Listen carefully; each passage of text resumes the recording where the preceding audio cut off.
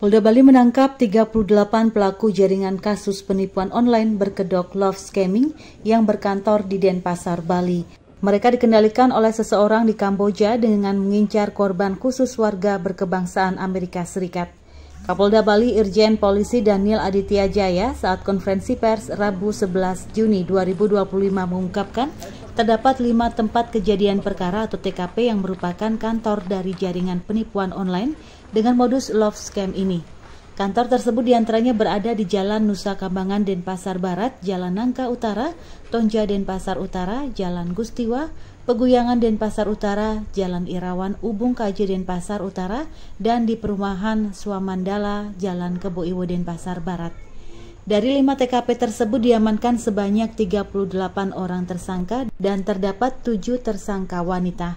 Kasus ini terungkap bermula dari patroli cyber yang dilakukan oleh tim Ditres Cyber Polda Bali pada Senin 9 Juni 2025 dan mendapatkan informasi adanya kegiatan mencurigakan di salah satu rumah Jalan Nusa Kambangan dan langsung dilakukan penyelidikan ke lokasi tersebut. Setelah melakukan penyelidikan dan diyakini adanya kegiatan mencurigakan di rumah itu, petugas langsung masuk dan melakukan penggeledahan. Di dalam rumah, petugas menemukan 9 orang sedang melakukan aktivitas di depan komputer yang diduga bertindak sebagai operator love scam.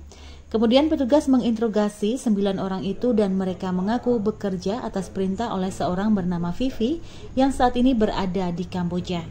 Juga didapatkan informasi bahwa kelompok lainnya yang teridentifikasi love scamming beroperasi di 4 lokasi wilayah Kota Denpasar. Mereka ditugaskan untuk melakukan pencarian data pribadi WNA Amerika Serikat via chatting personal dan tautan palsu. Sebelum melakukan pekerjaan ini, awalnya mereka direkrut dengan tawaran kerja sebagai telemarketing melalui informasi Facebook maupun info yang didapat dari temannya. Saat di lokasi kerja, mereka bertemu dengan orang yang berperan sebagai leader bernama Brian dan Iqbal dan baru dijelaskan sistem kerja termasuk skema gaji yang diterima.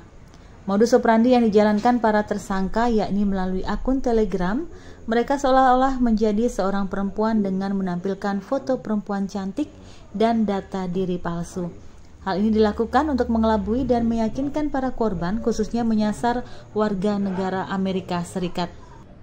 Selain mendapatkan gaji sebesar $200 atau sekitar Rp3.253.500 per bulan dalam bentuk mata uang digital atau kripto, para operator akan mendapatkan bonus $1 per data korban.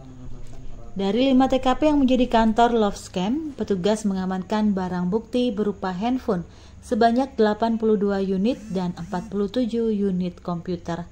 Dari kejadian ini, Kapolda Bali menghimbau kepada seluruh masyarakat di Bali khususnya untuk lebih bijak dan berhati-hati menggunakan media sosial agar data pribadi masing-masing tidak disalahgunakan oleh pihak yang tidak bertanggung jawab. Juga diingatkan untuk tidak mudah percaya terhadap akun yang tidak jelas. Para tersangka berpura-pura atau seolah-olah menjadi perempuan dengan menggunakan beberapa foto perempuan yang sudah dilengkapi dengan data diri palsu. Untuk mengelabui para korban, khususnya yang menggunakan akun Telegram milik warga negara Amerika Serikat. Sasarannya warga negara Amerika Serikat. Kemudian selanjutnya para tersangka mengirimkan link Telegram khusus kepada korban guna mendapatkan data pribadi korban seperti nama lengkap, umur, alamat, dan lain-lain. Dari target yang berhasil didapatkan para podcaster atau operator itu mendapatkan bonus sebesar $1 per data $1. Sampai itu para pelaku mendapatkan gaji sebesar $200 per bulan. Direktur Reserse Cyber Polda Bali, Renvali Dian Chandra menambahkan, keseluruhan tersangka merupakan satu jaringan penipuan online dengan modus love scamming berada di Indonesia yang terkoneksi ke negara Kamboja. Meski TKP berada di Bali yang beroperasi sejak November 2023, identitas yang dikantongi para tersangka adalah ber-KTP luar Bali. Diakui tim Ditres Cyber Polda Bali tidak menemukan korban WNA di Bali yang melaporkan terkait kasus ini. Namun data yang didapat dari komputer Para korban mengarah ke warga Amerika Serikat yang diketahui dari kode sambungan kontak +1. Dari hasil interogasi, para operator yang ada di Bali hanya bertugas memikat untuk mencari calon korban. Saat mendapatkan link data diri calon korban, para operator meneruskan ke jaringan yang ada di Kamboja. Sedangkan kejahatan online yang dijalankan kemungkinan dalam bentuk bisnis atau asmara yang berujung pemerasan. Sebab mereka menciptakan profil palsu dengan wajah model wanita dari Amerika Serikat, selanjutnya membangun arah percakapan dengan menargetkan khusus warga negara Amerika Serikat. Tergantung kemana arah percakapannya. Semua kejahatan online ini bisa juga diajak PCS, ada juga. Habis itu diperas. Ya. Karena ini profilnya, karakter yang mereka jual ini seorang wanita cantik, model lah dari Amerika, untuk membujuk, merayu, memikat para calon korban tersebut. Nah, dari situ yang mengelola itu Kamboja lagi. Kemana arahnya? Apakah diajak bermesraan, dijanjikan akan usaha bisnis yang menjanjikan, macam-macam. Jadi direktur sebagian besar mereka menanyakan orang yang broadcaster. Mereka memonitor lewat Facebook pekerjaan. Awalnya mereka pikir pekerjaan telemarketing.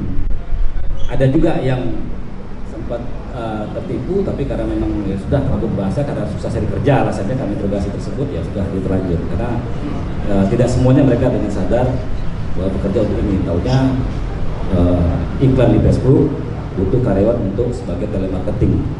Jadi mereka dapat informasi untuk pekerjaan juga. Dari Bali semua? Dari Bali? Tidak ada. Tidak dari luar semua, dari dua daerah macam-macam, dari Jawa Barat, dari Jakarta, Sumatera juga ada. Tidak ada yang Bali. Selanjutnya, Polda Bali berupaya berkoordinasi dengan pihak Kamboja melalui jaringan internasional Interpol untuk koordinasi lebih lanjut dalam penanganan kasus penipuan online berkedok love scamming.